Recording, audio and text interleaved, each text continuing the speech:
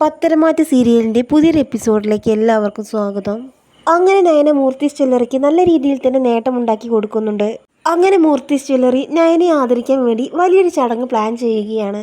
എന്നാൽ അനാമികയ്ക്കാണെങ്കിൽ ഇത് കണ്ടിട്ട് ഒട്ടും സഹിക്കുന്നില്ല. എങ്ങനെയെങ്കിലും ഇത് മുടക്കണം എന്ന തീരുമാനമെടുത്തിരിക്കുകയാണ് അനാമിക. അങ്ങനെ അനാമികയുടെ പ്രവൃത്തി അനന്തപുരിയിൽ എല്ലാവരും അറിയുന്നുണ്ട്. അങ്ങനെ ദേഷ്യം സഹിക്കാനാകാതെ അനി അനാമികയോട് നല്ല രീതിയിൽ തന്നെ പ്രതികാരം ചെയ്യുന്നുണ്ട്. ആ ഒരു എപ്പിസോഡിൻ്റെ റിവ്യൂ ആണ് പറയാൻ പോകുന്നത്. മത്സരത്തിനൊടുവിൽ മൂർത്തീസ് ജ്വല്ലറി തന്നെയാണ് വീണ്ടും ഒന്നാം സ്ഥാനത്തെത്തിയിരിക്കുന്നത്. അങ്ങനെ നയനയുടെ ഡിസൈൻ എല്ലാവരും അറിയപ്പെടുന്നുണ്ട്. മാത്രമല്ല നയനയെ ബെസ്റ്റ് പെർഫോമറായിട്ട് തിരഞ്ഞെടുക്കുകയും ചെയ്യുന്നുണ്ട്. മാത്രമല്ല ഈ മത്സരത്തിൽ നയന വിജയിച്ചത് കൊണ്ട് തന്നെ 200 കോടി രൂപയുടെ പ്രൊജക്റ്റാണ് നയനയെ തേടി വരുന്നത്. അങ്ങനെ മൂർത്തീസ് ജ്വല്ലറിക്ക് നല്ല സന്തോഷത്തിൻ്റെ നാളുകളാണ്.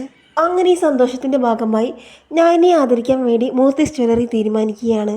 അങ്ങനെ വലിയ രീതിയിലുള്ള ചടങ്ങുകൾ തന്നെ പ്ലാൻ ചെയ്യുന്നുണ്ട്. അങ്ങനെ അനന്തപുരിയിൽ എല്ലാവരും ആ ചടങ്ങിൽ പങ്കെടുക്കുന്നുണ്ട്. പക്ഷേ മുത്തശ്ശന് സുഖമില്ലാത്തത് കൊണ്ട് തന്നെ മുത്തശ്ശൻ മാത്രം ആ ചടങ്ങിൽ പങ്കെടുക്കുന്നില്ല. തൻ്റെ ചേച്ചിക്ക് ഇത്രയും വലിയൊരു സൗഭാഗ്യം കിട്ടിയത് കൊണ്ട് തന്നെ നവ്യ വലിയ സന്തോഷത്തിലാണ്. അങ്ങനെ അനി അനാമികയോട് പറയുന്നുണ്ട്, അനാമികയെ നയനേച്ചിക്ക് വലിയൊരു ഭാഗ്യമാണ് കിട്ടിയിരിക്കുന്നത്. അതുകൊണ്ട് ആ സന്തോഷത്തിൽ പങ്കെടുക്കാൻ ഞാൻ പോവുകയാണ്. നീയും എൻ്റെ കൂടെ വരണമെന്നൊക്കെ അനി അനാമികയോട് പറയുകയാണ്. അത് കേട്ട് അനാമിക പറയുന്നുണ്ട്, അവളെ ആദരിക്കുന്ന പാർട്ടിയല്ലേ നിന്റെ ഏട്ടത്തിയെ. ആ ചടങ്ങിൽ എനിക്ക് പങ്കെടുക്കാൻ ഒട്ടും താല്പര്യമില്ല. നീ ഇത്രയും സന്തോഷിക്കാൻ വേറൊരു കാരണമുണ്ടെന്നും കൂടി എനിക്കറിയാം. ആ നന്ദു ഈ ചടങ്ങിൽ പങ്കെടുക്കുന്നുണ്ടാകും. അത് കേട്ട് അനി പറയുന്നുണ്ട്, എൻ്റെ പൊന്നനാമിക ഒന്ന് നിർത്ത്. എല്ലാവരും ചടങ്ങിൽ വരുമ്പോൾ നിന്നെ അന്വേഷിക്കും. അതുകൊണ്ട് മാത്രമാണ് ഞാൻ വിളിച്ചത്, അല്ലാതെ ഇഷ്ടത്തോടു കൂടിയൊന്നും നിന്നെ വിളിച്ചതല്ല എന്നൊക്കെ അനി പറയുന്നുണ്ട്. അങ്ങനെയാണല്ലേ, എന്നാൽ ഞാൻ ഈ ചടങ്ങിൽ പങ്കെടുക്കുന്നുണ്ട്. ഞാൻ വരുന്നില്ല എന്ന് പറഞ്ഞാൽ നീ എന്തായാലും നന്ദുവിനെ വിളിക്കും. അവളെ വിളിക്കാൻ ഞാൻ സമ്മതിക്കില്ല. അതുകൊണ്ട് ഞാൻ എന്തായാലും നിൻ്റെ കൂടെ വരികയാണ് എന്നൊക്കെ അനാമിക പറയുന്ന സമയത്ത് എനിക്കാണെങ്കിൽ വലിയ ദേഷ്യം വരുന്നുണ്ട്. ഒന്ന് നിർത്ത അനാമികയെ. നിനക്ക് താല്പര്യമുണ്ടെങ്കിൽ മാത്രം നീ എൻ്റെ കൂടെ വന്നാൽ മതി. അല്ലാതെ നീ കൂടെ വരണമെന്ന് എനിക്ക് ഒട്ടും നിർബന്ധമില്ല. നന്ദു ചടങ്ങിൽ പങ്കെടുക്കുമോ എന്ന് നല്ല ഭയം അനാമികയ്ക്ക് ഉണ്ടായിരുന്നു. അങ്ങനെ അനാമിക അനിയുടെ കൂടെ പോകാൻ വേണ്ടി തീരുമാനിക്കുകയാണ്. അങ്ങനെ അനാമിക ഇക്കാര്യം ജലജയോട് പറയുന്നുണ്ട്. അന്നേരം ജലജ പറയുകയാണ്, നീ പോയിക്കോ അനാമികയെ, അല്ലെങ്കിൽ എന്തായാലും അനി ആ നന്ദുവിനെ വിളിച്ചു വരുത്തും. അവളുടെ ചേച്ചിയെ ആദരിക്കുന്ന ചടങ്ങല്ലേ, അതുകൊണ്ട് എന്തായാലും നന്ദു ചടങ്ങിൽ പങ്കെടുക്കാൻ സാധ്യതയുണ്ട്. അതുകൊണ്ട് നീ എന്തായാലും ചടങ്ങിൽ പങ്കെടുക്കണം എന്നൊക്കെ പറഞ്ഞ് ജലജ അനാമികയെ പോകാൻ വേണ്ടി നിർബന്ധിക്കുന്നുണ്ട്. അങ്ങനെ അനാമിക അനിയുടെ കൂടെ ഓഫീസിലെ പാർട്ടിയിൽ പങ്കെടുക്കാൻ വേണ്ടി പോവുകയാണ്. അങ്ങനെ ആ പാർട്ടിയിൽ പങ്കെടുക്കാൻ ഒരുപാട് ആളുകൾ ഉണ്ടായിരുന്നു. അങ്ങനെ പാർട്ടി തുടങ്ങുന്ന സമയത്ത് ആദർശ് പറയുന്നുണ്ട്, നമ്മുടെ കമ്പനിക്ക് വലിയൊരു നേട്ടമാണ് ഉണ്ടായത്.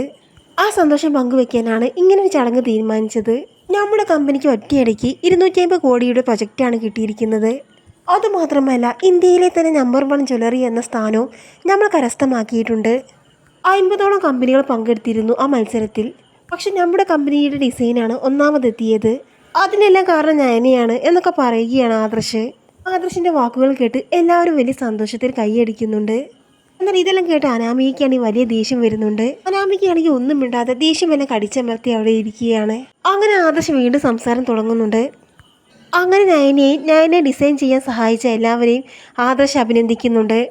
അങ്ങനെ നയനയെ പൊന്നാട അണിയിച്ച് സ്റ്റേജിലേക്ക് സ്വീകരിക്കുന്നുണ്ട്. മുത്തശ്ശന് സുഖമില്ലാത്തത് കൊണ്ട് തന്നെ ജാനകി ജലജയും ദേവ്യാനിയും ചടങ്ങിൽ പങ്കെടുത്തിരുന്നില്ല. അങ്ങനെ ദേവ്യാനി തൻ്റെ ഫോണിലൂടെ ചടങ്ങുകളെല്ലാം കാണുന്നുണ്ട്. തൻ്റെ മരുമകളുടെ വിജയം കാണുമ്പോൾ ദേവ്യാനിക്ക് വലിയ സന്തോഷമാകുന്നുണ്ട്. അങ്ങനെ എല്ലാവരും വന്നിട്ട് നയനയെ അഭിനന്ദിക്കുന്നുണ്ട്. അങ്ങനെ നയനയെ ആദരിക്കുന്ന ചടങ്ങെല്ലാം കഴിഞ്ഞു. അതിനുശേഷം നയനയ്ക്ക് സംസാരിക്കാൻ വേണ്ടി മൈക്ക് കൊടുക്കുകയാണ് ആദർശ്. അങ്ങനെ നയന പറയുന്നുണ്ട്, എൻ്റെ ഈ വിജയത്തിന് കാരണം ആദർശേട്ടനാണ്, അല്ലാതെ ഞാൻ വലിയ ഡിസൈനറായിട്ടൊന്നുമല്ല. ചെറുപ്പം മുതൽ തന്നെ ഞാൻ എൻ്റെ ഷോപ്പ് നടത്തിയിരുന്നു. എൻ്റെ കടയിൽ ഞാൻ ചെറുതായിട്ട് ഡിസൈനൊക്കെ ചെയ്തിരുന്നു. പക്ഷെ അത് പ്രതിമകളും സാരികളും ഫോട്ടോകളും ഒക്കെ ആയിരുന്നു. അങ്ങനെ നയന പറയുന്നുണ്ട്, എൻ്റെ ഈ വിജയത്തിന് കാരണം ആദർശേട്ടൻ്റെ അമ്മയുമാണ്. ചെറിയ രീതിയിൽ ഡിസൈനൊക്കെ വരച്ച് വീട്ടിലൊതുങ്ങി നിന്ന എന്നെ ആദർശേട്ടൻ്റെ അമ്മയാണ് ഓഫീസിലേക്ക് പറഞ്ഞു വിട്ടത്. ചീഫ് ഡിസൈനറുടെ സ്ഥാനം പോലും നിശ്ചയിച്ചത് അമ്മയാണ്.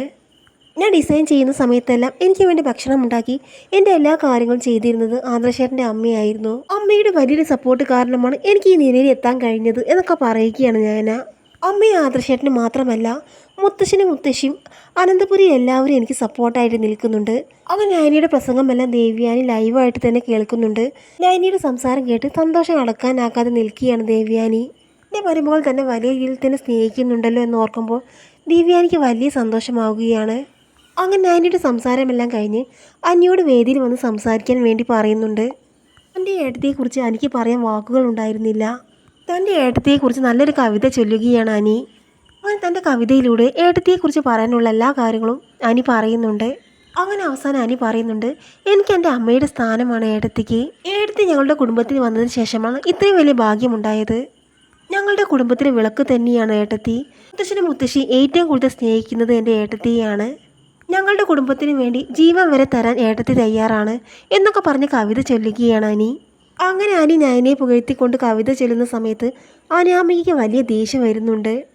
അങ്ങനെ എല്ലാവരും അനിയുടെ കവിത ഇങ്ങനെ ആസ്വദിക്കുകയാണ്. ആ സമയം ദേഷ്യം സഹിക്കാനാകാതെ അനാമിക എണീറ്റ് നിന്നുകൊണ്ട് പറയുന്നുണ്ട്, എടാ അനി ഒന്ന് നിർത്തടാ, നിനക്കിങ്ങനെ കവിത ചൊല്ലാനേ അറിയുകയുള്ളൂ. ഈ ഏട്ടത്തി മഹാത്മ്യം പറയാൻ തുടങ്ങിയിട്ട് കുറച്ച് നേരമായല്ലോ. ഇവളെയൊക്കെ പുകഴ്ത്തി പറഞ്ഞിട്ട് നിനക്കെന്താ കാര്യം? ആദർശേട്ടനാണെങ്കിൽ കമ്പനിയുടെ MD, ഇവളാണെങ്കിൽ ചീഫ് ഡിസൈനർ.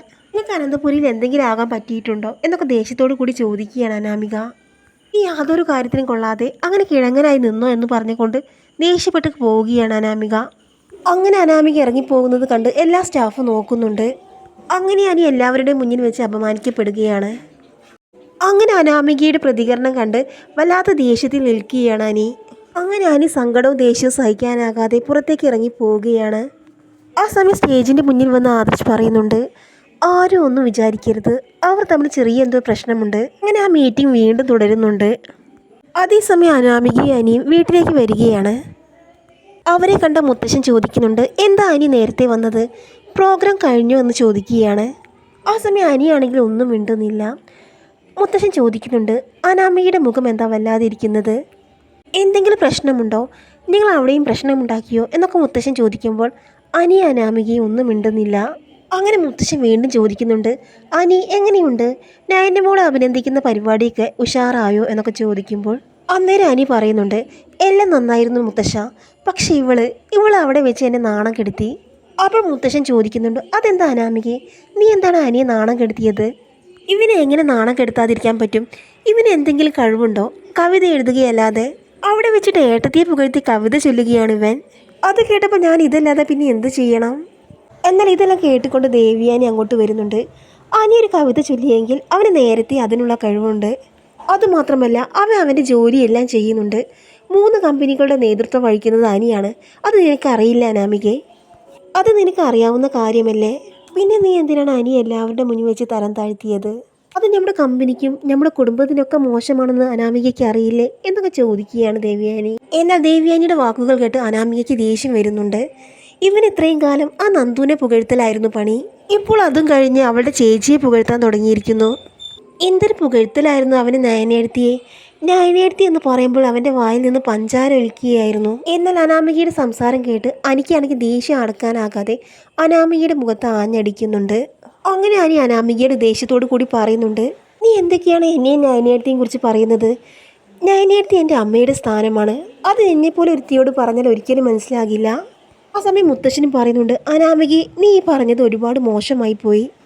അങ്ങനെ മുത്തശ്ശൻ പറയുന്നുണ്ട്, അനാമികെ നീ അവിടെ വെച്ച് ഒരിക്കലും അനിയോട് ഇങ്ങനെ മോശമായി പെരുമാറാൻ പാടില്ലായിരുന്നു. നീ ഇവിടെ വെച്ച് എന്താണ് ഈ പറഞ്ഞത്? ഇങ്ങനെയുള്ള സംസാരമൊന്നും ഈ അനന്തപുരി വീട്ടിൽ വേണ്ട. അങ്ങനെ അനി അനാമികയെ വെറുപ്പോട് കൂടി നോക്കി റൂമിലേക്ക് പോകുന്നുണ്ട്. അങ്ങനെ കൂടെ അനി അനാമികയും തമ്മിലുള്ള വഴക്ക് വർദ്ധിക്കുകയും അങ്ങനെ ഡിവോഴ്സ് വരെ എത്തുകയും ചെയ്യുകയാണ്.